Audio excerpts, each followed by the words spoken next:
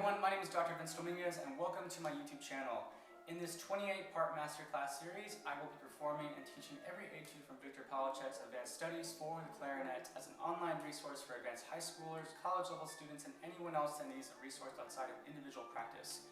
In the Advanced Studies, Polatschek wrote these etudes based on orchestral excerpts, larger works, and the musical stylings of many different composers. On the whole, I think that these studies are really enjoyable to play and provide an excellent opportunity to explore a wide range of genres while addressing all aspects of clarinet technique. For the purpose of these videos, I will be providing some general performance tips on how you can interpret this music on your own. I hope that you enjoy these videos, and please don't forget to click the subscribe button if you'd like to stay updated with all upcoming content on my channel. Let's get started.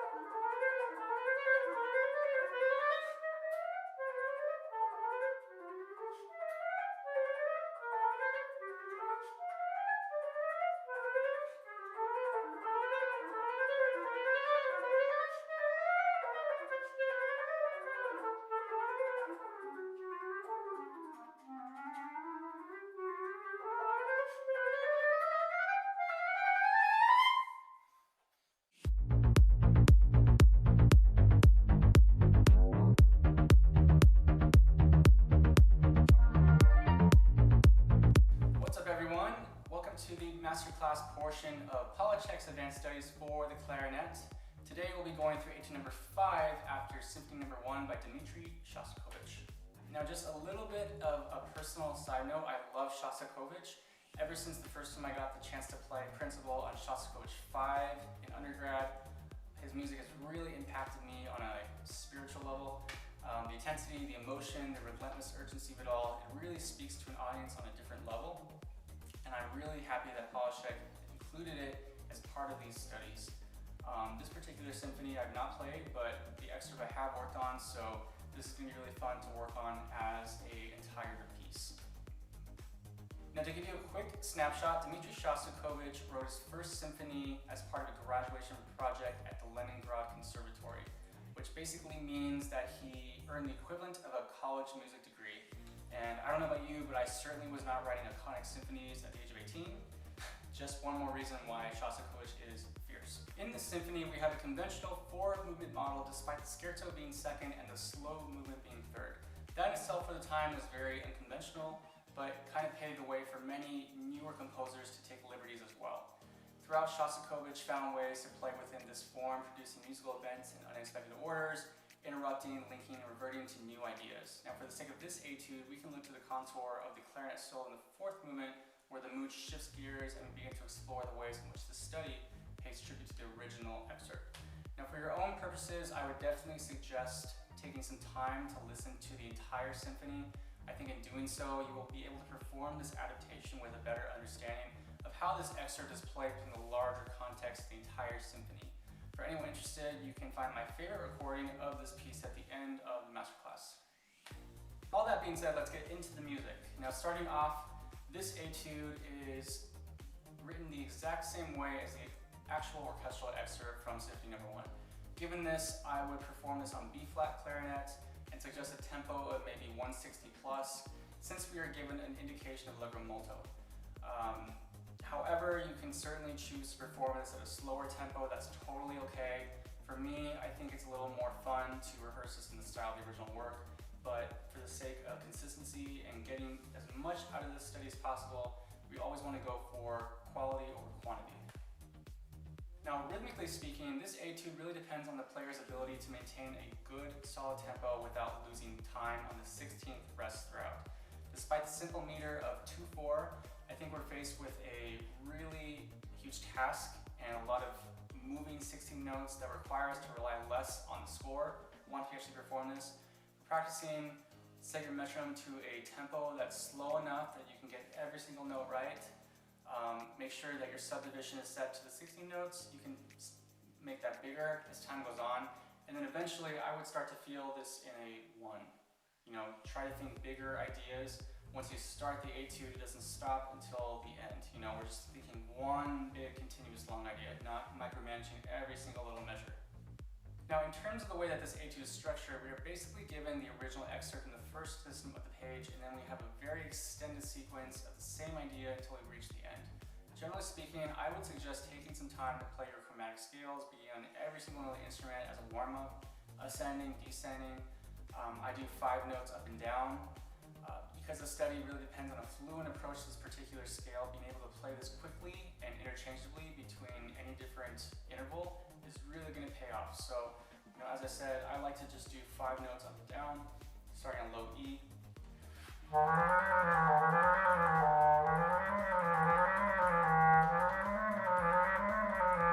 And so on until I get to the very top, and then I work my way down if I'm feeling zesty that day. If not, ascending is totally fine. Just make sure that you're always working on these types of scales, your chromatic scales. I know that they seem really easy, but when you're given something like this, and you have to start on any note and just be able to cherry pick everything that you know, it really does pay off.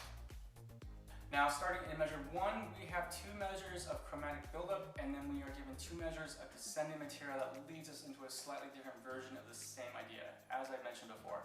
Between the use of ascending major 7ths and descending tritones, the technical demands of this study quickly added to a rather challenging assortment of motivic ideas and demands. All this being said, I highly suggest working for quality over quantity, as I mentioned before as well. In the early learning aspects of this etude, taking some time to really understand your tendencies, whether it's fingerwork, articulation, rhythm, it'll all allow you to assess exactly what you need to work on. That way you can make this flow as easily as possible, as beautifully as possible, as musically as possible at your peak tempo. Slower practice from day 1 will always be the best way to give you control over the course of your learning experience. It builds muscle memory and it builds confidence. As mentioned in all of my other videos, taking some time from the get-go for your fingerings and your roadmap is going to be imperative, invaluable to the success of learning this entire etude. There's instances where we have to go from left to right, right to left very quickly with our pinkies. There's flipping, fork fingerings. Over time we get used to seeing these different patterns, but if you're new to this, then I would definitely suggest taking time to mark all this stuff in. It's a good way to practice without the clarinet, and it really allows you to understand the piece before you even start playing with the clarinet as well. Given the way the music is written, I would absolutely suggest exaggerating all the ring crescendo markings. That way you really feel like you have plenty of room to get softer as you descend from each forte. Generally speaking, we really only want to have 2 colors on our palette for the majority of this etude. As a listener, I really want to be able to hear the intensity come and go from the beginning to the very end until we reach that fortissimo 3 measures before the end. As I said, there's really only 2 dynamic markings with some decay and growth in between. But if I'm looking at my volume dial on a radio or a speaker, I should be at either 3 or maybe a 6, and then at the very end of 9. So we only have 3 different options to choose from this whole thing. So really try to figure out how to structure this in that specific context, and I think you'll be all set to go. Regarding breathing choices, this is going to be also very important to think of as you're planning how to pace. Since all of the opportunities to breathe will be located on 16th breaths, you may feel as if you are stacking your air, and you'll also need time to exhale before taking a deep breath.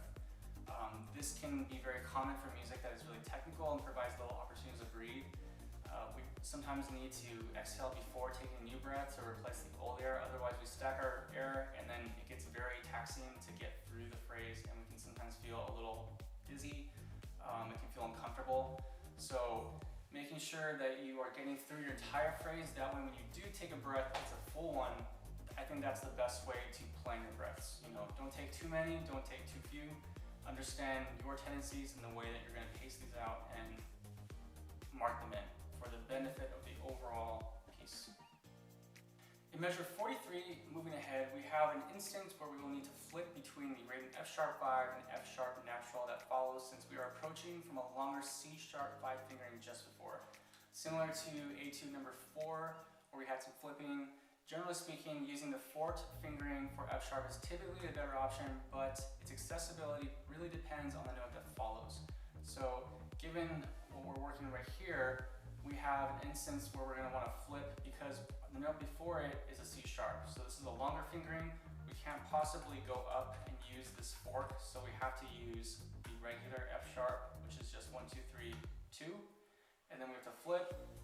We go through the rest of the measure, and then we can start to use our fourth fingering since it's just meandering between an F, F sharp, G, F sharp, and an F. And then we go to a longer B natural fingering. So things to think about as you're considering when do I flip, is it okay? I think it really depends on if you're approaching or coming down to a longer note. If that's the case, then you do have to flip. If not, then I would definitely use the fourth fingerings. Now for these whirling tritone groupings in measure 45, I would strive to connect every interval with the air. Always pushing forward, always giving, never taking.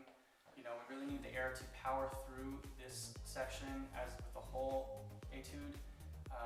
These lead into expanded passage of the opening material at measure 49, where the attention to dynamics will be very important to the excitement of the music. It's very hot and cold. We're going from piano to forte.